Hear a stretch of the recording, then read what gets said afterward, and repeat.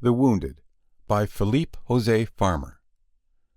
Those Polaroid glasses they give you at the 3D movies were the cause of my downfall. When the show was over, I went into the lobby and stood there a moment while I studied my schedule. I was supposed to go to a big party given by one of the prime numbers of the 400. I didn't have an invitation, but that never bothered me. Biggest gatecrasher in the world, that's me. I heard a gasp and looked up to see this beautiful young woman staring at me. She had forgotten to take off her 3D glasses, and that, I instantly realized, was the trouble. Somehow, the polarization was just right to make me visible. Or, let's say, that I was always visible, but nobody recognized me. The view she got enabled her eyes to make that subtle but necessary shift and see me as I really am. I thought, I'd have to tell Mother about this. Then I walked out fast. I ignored her calls. She even addressed me by the right name, though the accent was wrong. And I hopped into a taxi with my violin case under my arm. I told the cabbie to lose the taxi in which she was tailing me. He did, or seemed to. As soon as I entered the penthouse, a house detective seized my arm.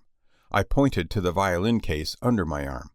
His piggish eyes roved over it as he munched upon a sandwich he held in his other hand.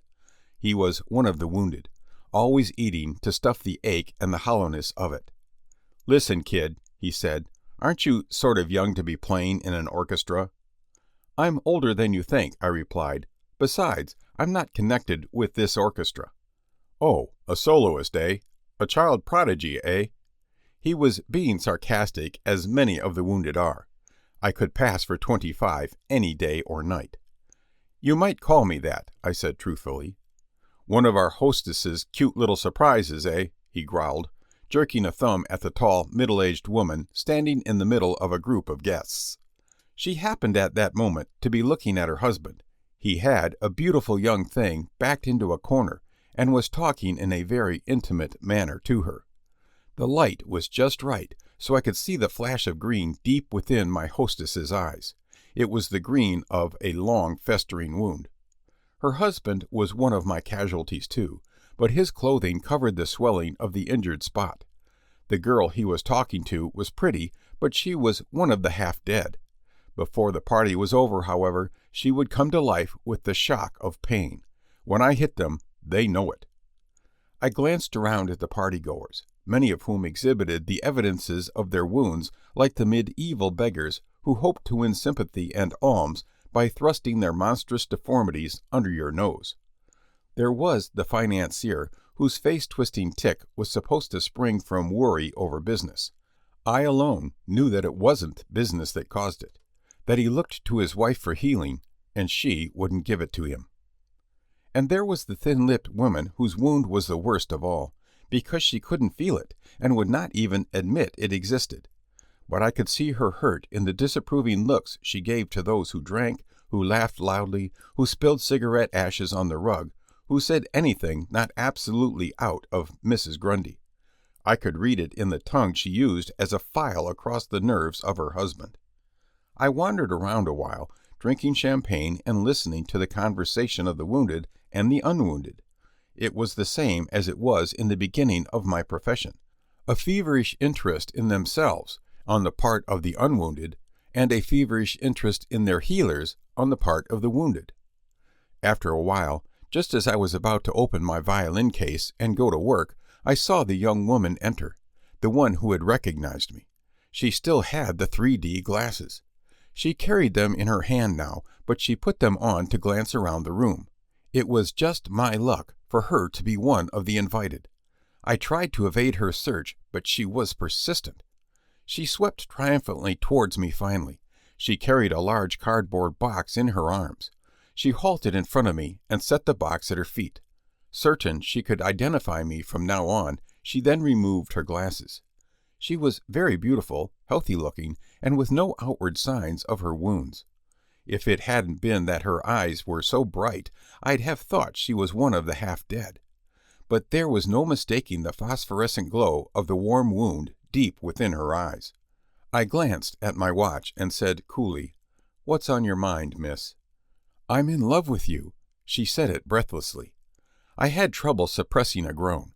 "Why?" I said, though I knew well enough. "You're the one who did it," she replied. "Did you think, recognizing you, I would ever let you go?" "What do you want me to do about it?" "Marry me." "That'd be no good for you," I said. "I would never be at home. I keep all kinds of hours. Your life would be worse than that of the wife of any traveling salesman. Besides," I added, "I don't love you." Usually that floors them. But not this one. She rocked with the punch and calmly pointed at my violin case. "You can remedy that," she said. "Why in Hades should I? Do you think any sane person would deliberately hurt himself in that manner?" "Am I not desirable?" she asked. "Would I not be good to come home to? Don't you often long for somebody you can talk to, somebody who will get your meals and listen to your troubles, somebody who cares?" Well, of course, I've heard those exact words a billion or more times before. Not that they were always directed at me. Nevertheless, there was nothing new in them. "And," she repeated, "am I not desirable?" "Yes," I said, looking at my wristwatch and getting uneasy because of the delay. "But that has nothing to do with it. When my marriage was annulled, somewhere back in the 18th century, or was it the 16th? I swore by all the gods I'd never marry again. Moreover, Mother says I'm too busy." "Are you man or mouse?" she flashed. "Neither," I flashed back. "Besides, Mother is my employer. What would I do if she fired me? Become like one of those?" I glanced contemptuously at the guests. She knew what I was thinking, for she cried, "Look at me, I'm wounded. But am I like them? Am I one of the halt, the lame, the blind? Am I like that detective who swells himself into a gross human balloon because he stuffs the growing void of his hurt with food? Am I like our hostess whose green wound caused her to drive away 2 husbands because it festered so deep she went into a delirium of unfounded imaginings about them, and then got a 3rd who fulfilled the image she'd built up for the first 2? Am I like that thin-lipped woman who deep freezes her wound because she is mortally afraid of pain? And do I behave as some of these women here who throw themselves at every man who might give temporary healing, all the while knowing deep within them that the wound will become more poisonous? Is it my fault if most of these people don't cultivate their wounds, if they grow sickly and twisted and ill-smelling plants from them, instead of the lovely and colorful and sweet flower that grows in me?" She seized my shoulders, said, "Look me in the eye. Can you see what you and you alone did? Is it disgusting, gangrenous, or is it beautiful?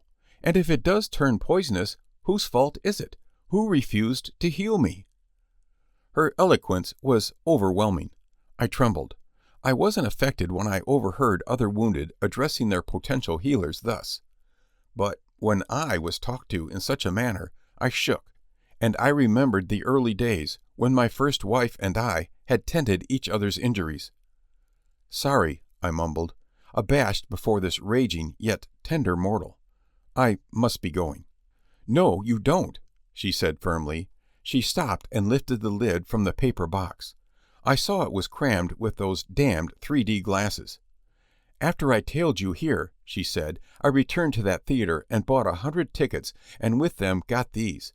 Now, if you don't come with me where we can at least talk, I'll pass them out and everybody will see you for what you are. And don't think for a moment that those who've suffered because of you won't tear you limb from limb and string you up to the highest chandelier." "Nonsense," I mumbled. I felt suddenly shaky, and so unnerved was I that I rushed away from her and out into the hall. All I wanted to do was to get into the elevator, alone and unobserved, and speed away with the speed of light halfway around the world. Do you know, I think that clever young wench had planned that very move. She knew I'd be so upset I'd forget my violin case, for as I stood fretting before the elevator door, she stepped into the hall and called, "Lover." I turned. Then I screamed, "No, no!" I backed away, my hands spread despairingly before me. No use. The bow she'd taken from my case strummed. The arrow struck me in the heart. Later, when I tried to explain to Mother, I found myself forced to defend myself against her contention that I had wanted the mortal to wound me, that I was putting my own selfish desires above my duties to her and our profession. My argument was weakened by my secret belief that she might be right. Mother raged, but my clever wife, those modern women, showed Mother that she and her son could not alone keep up with the expanding population. A good part of the world belonged to the half-dead, and they would continue to take it over unless we got some speed and efficiency into our work. Mother became convinced. This is why I now have so many helpers, hired through a detective agency, and why we all now carry submachine guns in our violin cases, instead of the picturesque but obsolete bow. Modern times demand modern methods. There are so many to be wounded that we just simply must use the spray gun technique. There is no more individual attention, true, but then that never really mattered. What you do with your wound is up to you. Find your own healer. I, Cupid, have found mine, and it truly pleases me. End of The Wounded by Philip José Farmer.